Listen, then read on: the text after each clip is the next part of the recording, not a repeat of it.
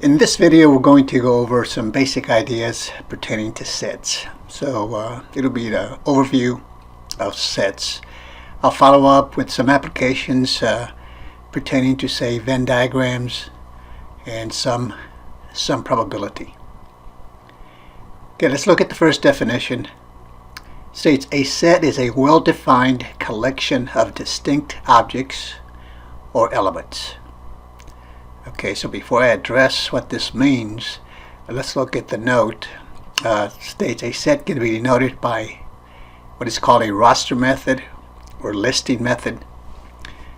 Also set builder notation, and we can also use a word description to denote a set. So one example here is the set of counting numbers. So I'm letting A, and usually we'll denote sets using capital letters. Lowercase letters will be used for elements or components of the set. So here I have A is equal to, and I have a word description. Normally we use braces to denote a set, so I have the braces there, and then counting numbers. Now the second one denotes the same set, and this is using set builder notation. So this is read the set of all x, and then we read the bar here meaning such that x is a counting number.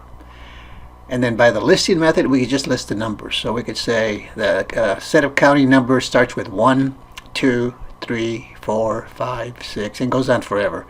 So the three dots then mean the pattern continues.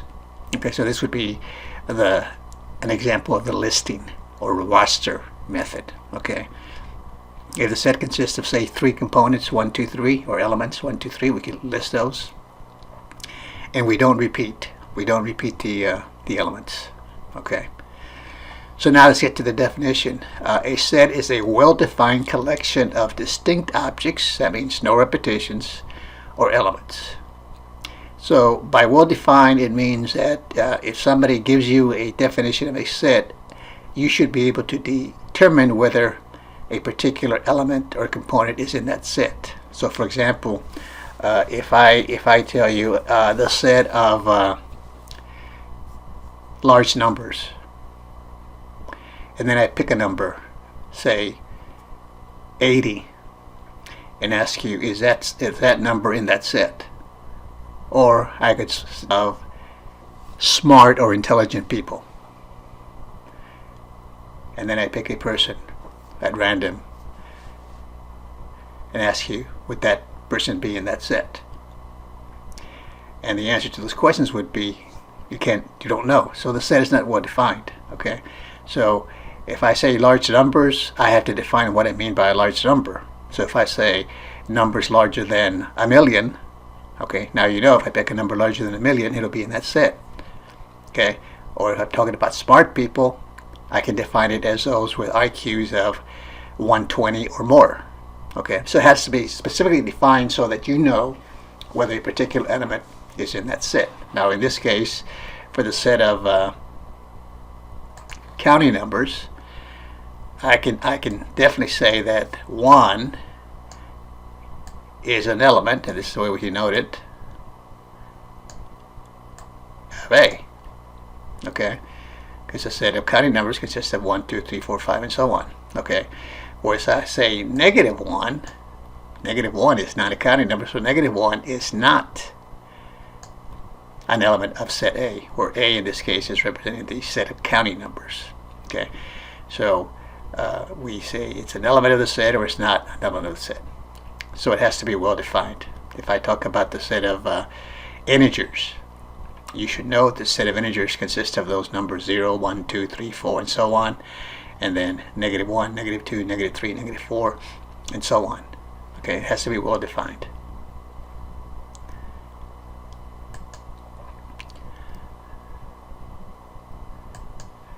Okay, let's go to the next definition. A set A is a subset of set B if every element of A is also in B, and we write A is a subset of B. That's what this notation means. A is a subset of B. Okay, so if I pick the set consisting of 1, 2, 3, the numbers 1, 2, 3, I can say that that set is a subset of the set of counting numbers. Okay, because all those numbers are there. Okay, I can say the set of counting numbers is a subset of the set of integers because the set of integers contains all the counting numbers. Okay, and notice here in the note, every set is a subset of itself. Okay, so if I pick any set, A, whatever A is, A will always be a subset of A because it contains its own elements. Okay, so by the definition, it's a subset of itself. Every set is a subset of itself.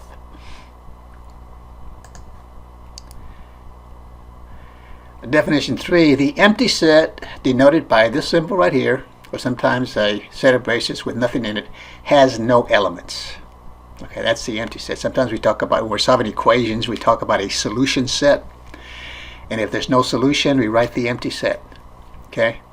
No components, no solutions, no answers. And notice here on the note, the empty set is a subset of any set. Because since it doesn't have any elements, we can say all the elements of the empty set are in any set we pick. Okay?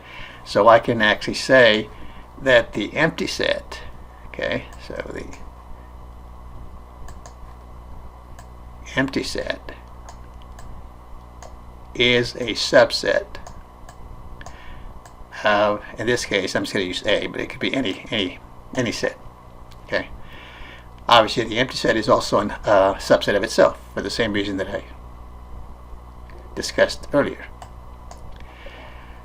Okay, definition 4, the number of elements contained in set A is denoted by n of A. Okay, so n of A in the set of counting numbers, n of A would be infinite because it doesn't have a finite number. But if I just consider if I just write out a set and say that set consists of the components or elements 1, 2, 3, that's 3 components, so the number of elements would be 3. Okay, so a set could be finite, where the number of elements is fixed, or it could be infinite. Okay, for example, the set of counting numbers or the set of integers, and so forth.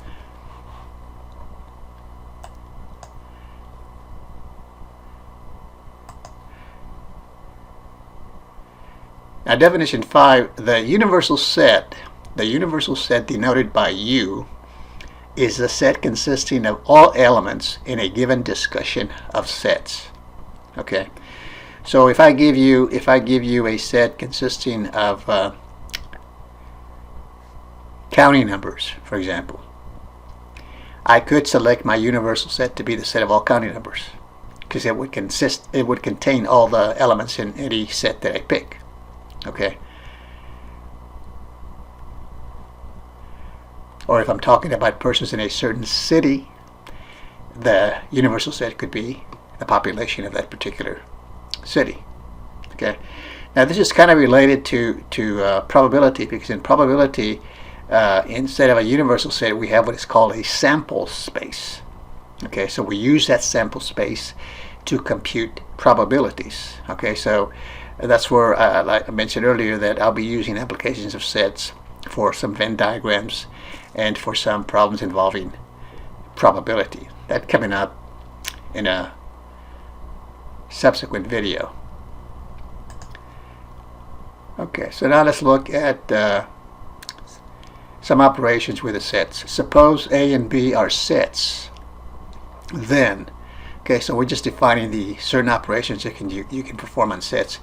A union B is equal to, okay, in set beta notation, the set of all x such that x belongs to A or x belongs to B. And this is called a union of sets. Okay, so I have one example right here. The set consisting of 1, 2 union the set consisting of 3, 4 is equal to the set consisting of 1, 2, 3, 4.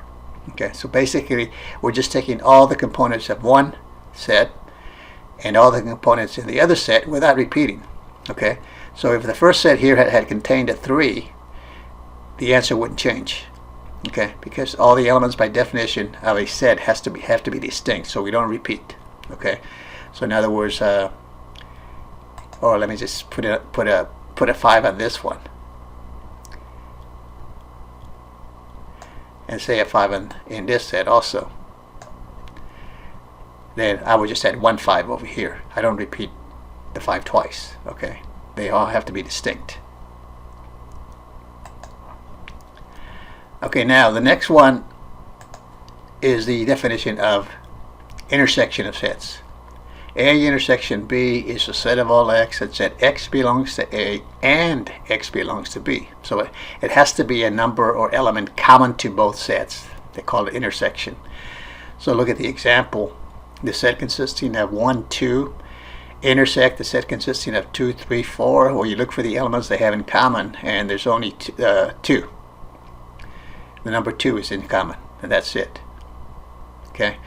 Now if I take this 2 away from the first set, there's no elements in common, and this would come out to the empty set, and you would just write the notation for the empty set.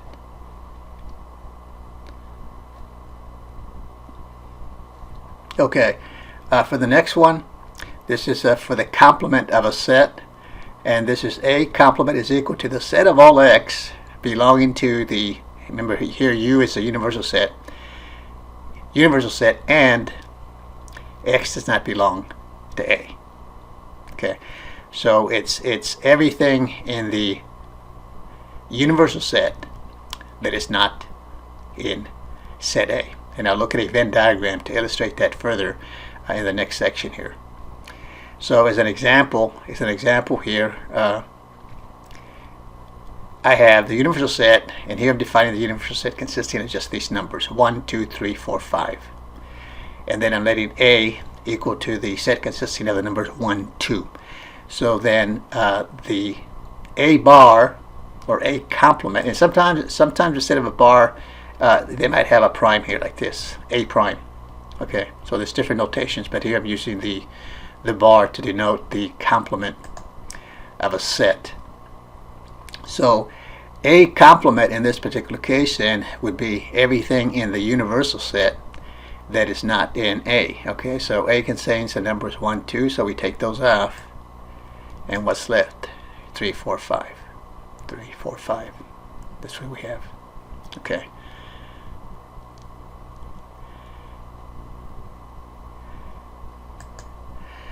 Okay, the next one is a number of elements. Okay, so going back to the definition that we had over here, definition 4, the number of elements contained in set A is denoted by n of A. And all you're doing is counting the elements of the set. Okay. But let's suppose we want to count the elements in the union of two sets, in this case A and B. Then here's the formula. We take n of A union B, or the number of elements in A union B is equal to this number of elements in A plus the number of elements in B minus the number of elements in the intersection. Okay, and the reason we subtract that is because when you count the number of elements in A and the number of elements in B, you're counting the ones that are common twice. Okay, so that's what this is doing. Okay, we're subtracting that, otherwise we're going to get the wrong number, and you'll see that when we get into some of the applications. Now notice if the intersection of A and B is empty, then basically this last part of the formula, this n of A intersect B, is actually going to be 0, because it won't have any components. So this is going to be n of A plus n of B. And again, I'll try to illustrate these in the next section as using a Venn diagram.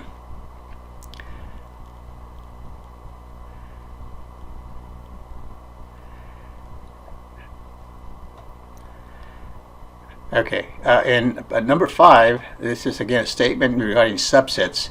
If a set has n elements, okay, the components in the set, then it has 2 to the n subsets. So in other words, here in this example here, A has two components or elements 1, 2. So based on that, it should have 2 to the 2 or 4 subsets. Okay? So what are they? What would they be? Well, one of them would be A, okay? Because every set is a subset of itself, so A is one subset. Another one would be the set consisting of 1, okay? Because, again, 1 is in that set. Also, the set consisting of 2. And remember, we said that the empty set is a subset of any set. So there are your 4 subsets.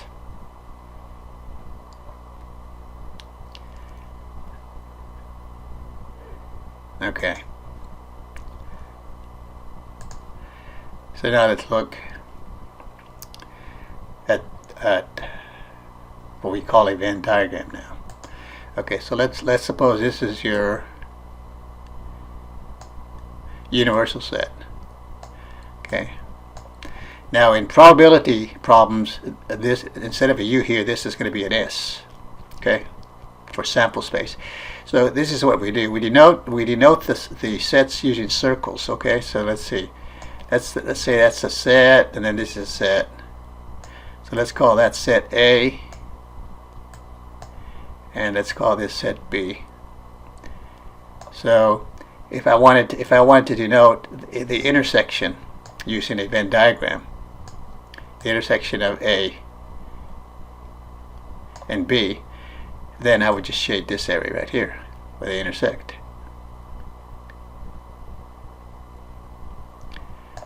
That would be the intersection. Now if the circles were separated and not intersecting, then it would be empty. I wouldn't shade anything. Okay? Now let's change it up. Let's suppose I say, okay, let's represent A union B. Okay, so let me make this a U here. Okay, let's suppose you want A union B.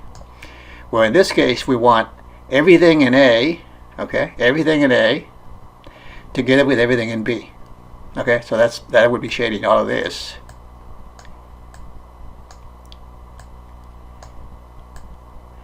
And then all of this. Then we shade everything in A.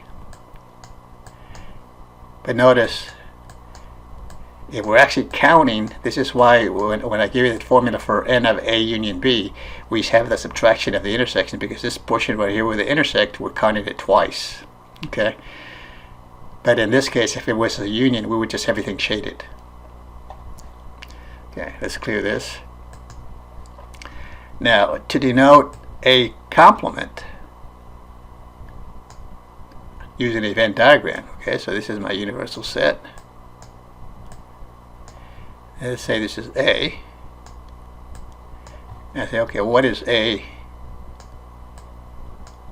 complement? Okay, so by definition, it's everything in U that it's not in A. So basically, it's everything shaded. Okay, so I'm not going to shade everything here because it's difficult to do it with this little tool that I'm using here. But everything outside of A would be shaded. That would be a complement.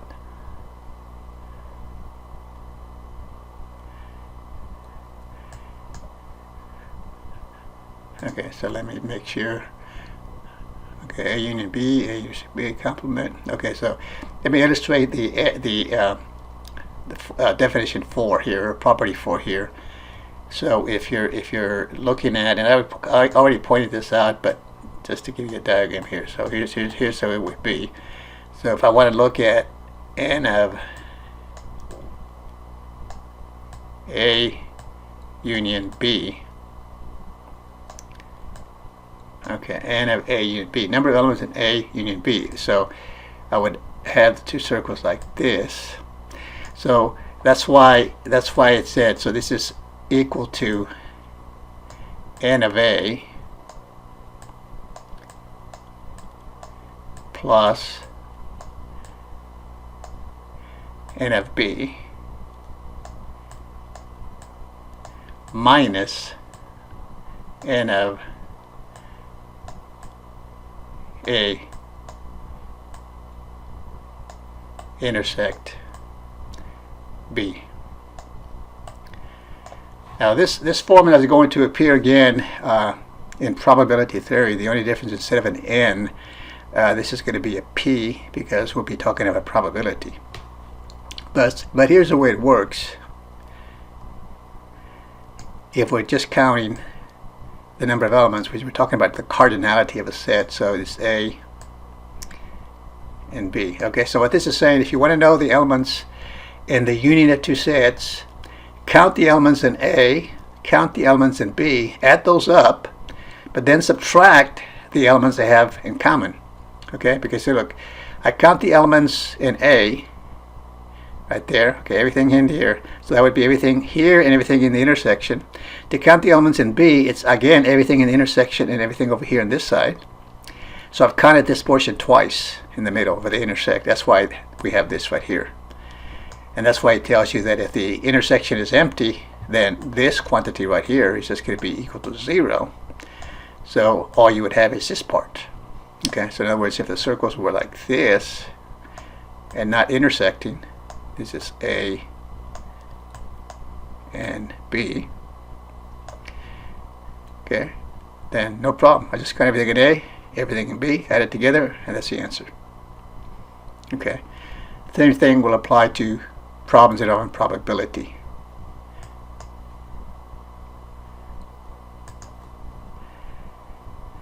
Okay, so this again is an examples to illustrate that if a set has n elements,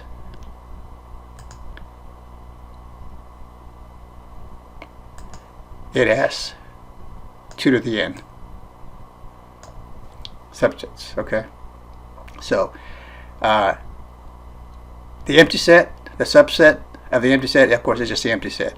So if I want to use this formula, I would just simply say, well, okay, how many are they? Sometimes they'll just ask you for the number of subsets. You won't have to list them. Okay, so in this case, if I just wanted the number of subsets, I would say, okay, 2 to 0 is 1, and I would have one subset. Okay, so there's one. Just have two elements, 1 and 2, and I just want the number of subsets.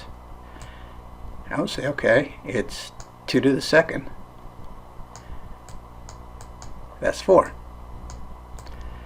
And then I would just list them. Okay, so the empty set is always going to be a subset of any set. The set itself, in this case, the set consisting of 1, 2, will be a subset of itself.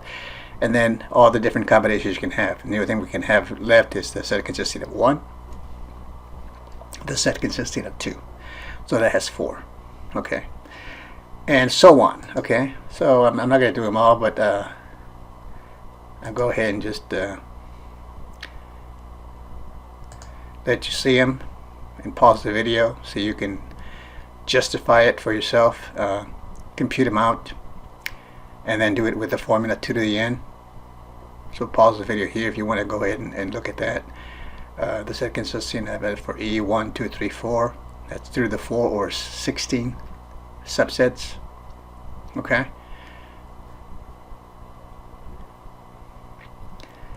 So let me just go on to the final thing I'm going to do here. And this again is just examples of operations using, say, the set builder notation. Okay, so you'll have some properties. You get into solutions of inequalities, and you have to write solution sets in this form. Okay, using sets. So let's look at this one here.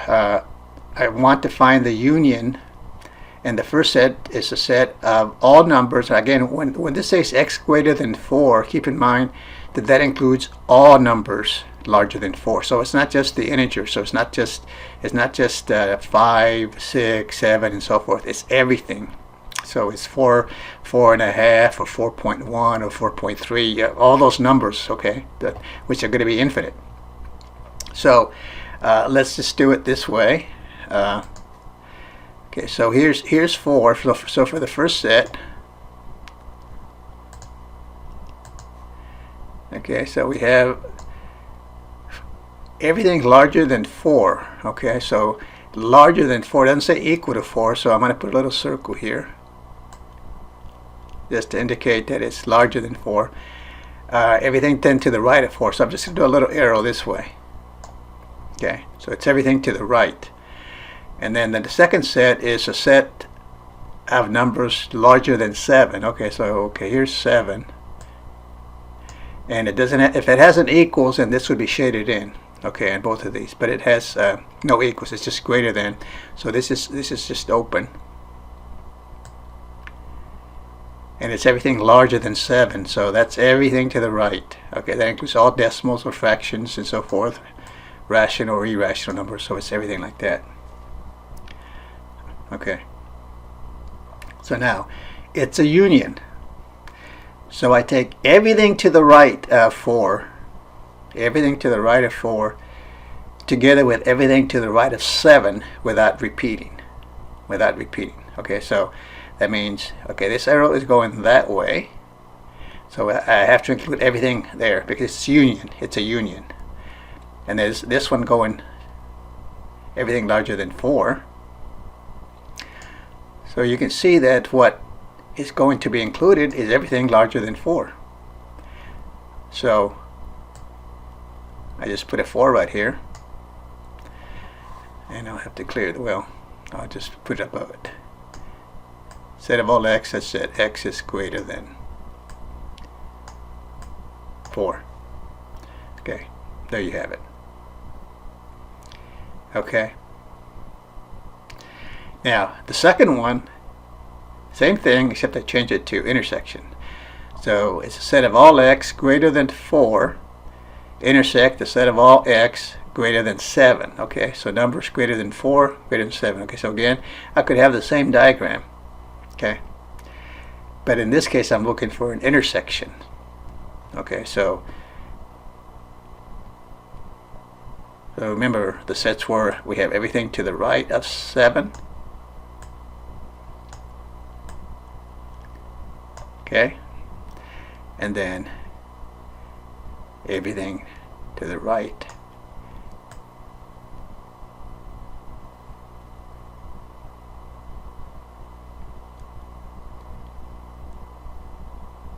of 4. Okay, so now we want intersection. So where is the intersection? Okay, so if I continue the arrow here, it's going to touch those numbers in the second set, that is numbers larger than 7, when I get over here, right? To the right of 7. So if it's intersection, it's a set of all x such that x is greater than 7. So this would be a 7 right here. And that's your solution. Okay, so this is just a brief overview of sets. Like I said, I'm going to follow up with some additional videos on applications, in particular to those that apply to Venn diagrams and some to probability. So be looking out for those. And of course, if you're a subscriber, the videos will be sent to you by email. So I hope this will help you now or in the future, and we'll see you in the next video. Thanks for watching.